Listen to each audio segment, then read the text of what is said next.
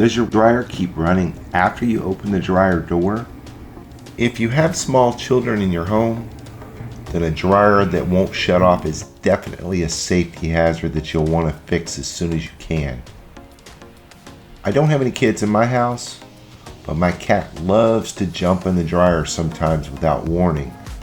So this little problem could become a big problem for me if I don't fix it. The repair I'll show in this video may not work on every type of dryer, but if you have a dryer door similar to this and a lint trap on top of your dryer, then it's likely that most, if not all, of this video will apply to your dryer. Here's my own dryer. It just stays on when I open the dryer door. I tried pressing the safety switch in myself manually. My switch is on the top right hand side, just inside where the dryer door closes. Your model might be on the left hand side, however. When it first started happening, sometimes it would shut the dryer off and sometimes it wouldn't. Now it doesn't work at all. This is because my own switch is bad. With the opposite case of the dryer not turning on, there are a lot of other problems that could cause this, but there is a chance that the switch is broken and not detecting when the dryer door is closed. Check the switch by pressing it in gently. You should feel and hear a slight click when you press it in. If you don't, there's a good chance the switch is broken. Once you've determined that the problem is with your safety switch, you're going to need to find a replacement switch. Find the model number on the dryer. For most dryers, the model number should be on the upper left-hand side inside the door frame. I found a compatible part for mine on Amazon by typing in my model number into Amazon's search bar along with the words dryer door switch. Just check the description of each part you look at thoroughly to make sure it's compatible with your dryer model.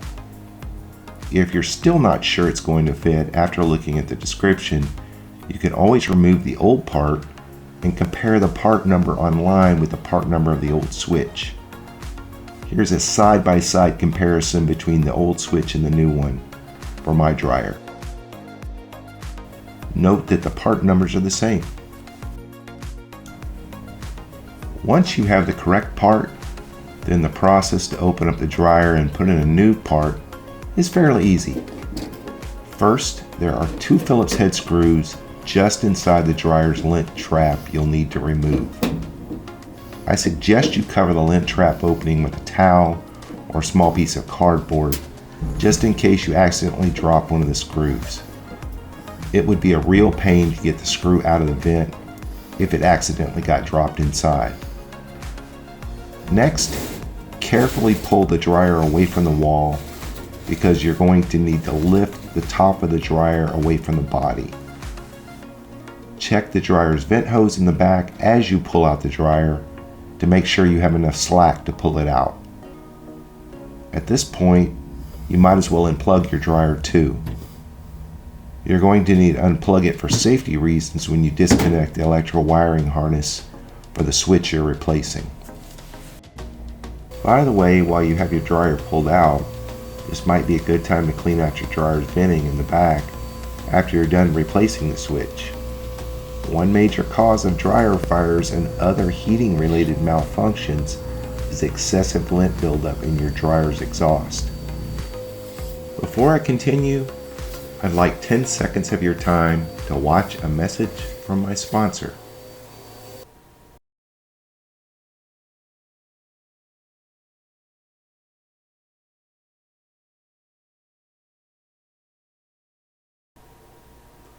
Now, you'll need to pull up on the top of the dryer so you can get to the switch. Here's a really easy way I found to do this that should work for most dryers that are similar to mine. While you pull forward on the back of the control panel with one hand, hold the body of the dryer in place with your knee. You might need to give it some force. You should feel the top of the dryer pop slightly forward.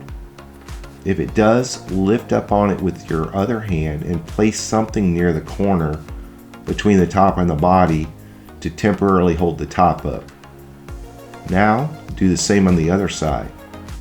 Once the other side pushes forward, you should be able to lift the top up. If this doesn't work for your model, you may need to use a putty spatula or a thin flathead screwdriver to release the top instead. There are 2 plastic or metal tabs just underneath the top of the dryer that you're going to have to push back. They should be located just inside the thin gap near the top of the dryer on the left and right hand sides. You may need to use a flashlight up close to the gap to be able to see exactly where they're at. Take the spatula and angle it up slightly like this at the very top of the gap. Now push inward on each tab one at a time while lifting up on the top of the dryer to release it from the tab. Here's a view of what the tabs look like without the top. As you can see, when you push the tab in, it's supposed to move back, releasing the top. After both sides are released, lift the dryer's top away from the body carefully. Be careful not to pull too much on the wires at the back. At this point, you're going to want to find a way to safely hold or prop the top up so that it doesn't drop down and hurt you while you're working on it, or pull the wires out of the back. I secured my own top using a short length of bungee cord wrapped through my wire shelf. You could also use some painter's tape or rig up some rope to hold it. Of course, the safest way is to have someone there to hold the top up for you. However you do it, make very sure it's held securely before you get started, as I don't want anyone getting hurt while doing this. Next, you'll need to separate the wire connector from the old switch. The connector should be near the top, on the inside, right above where the switch is on the outside. Take a small flathead screwdriver and insert it just underneath the plastic connector's housing, where the rectangular indent is. You might have to use a little force to pull the connectors apart. I had a little trouble with this until I realized that there's only one side of the connector that a screwdriver will work on to release it.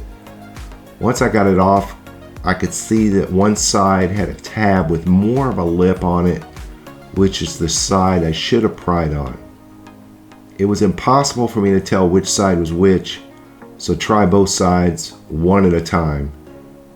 For this model, when the rounded side of the connector faced to my left, that ended up being the correct side for me to pry on.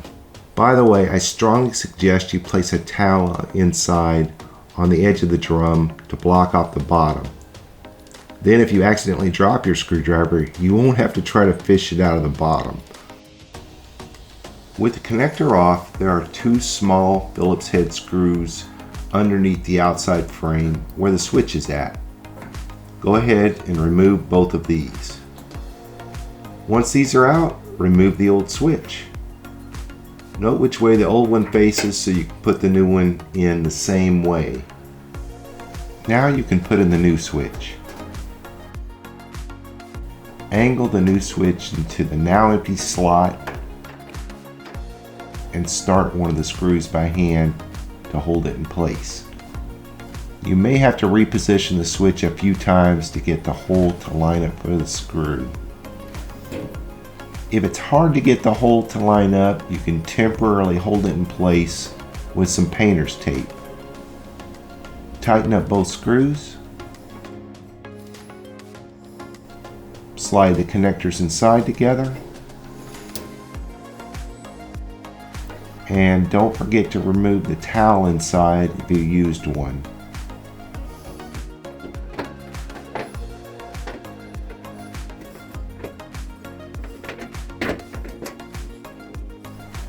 Lower the top carefully, line it back up, and it should just snap back into place.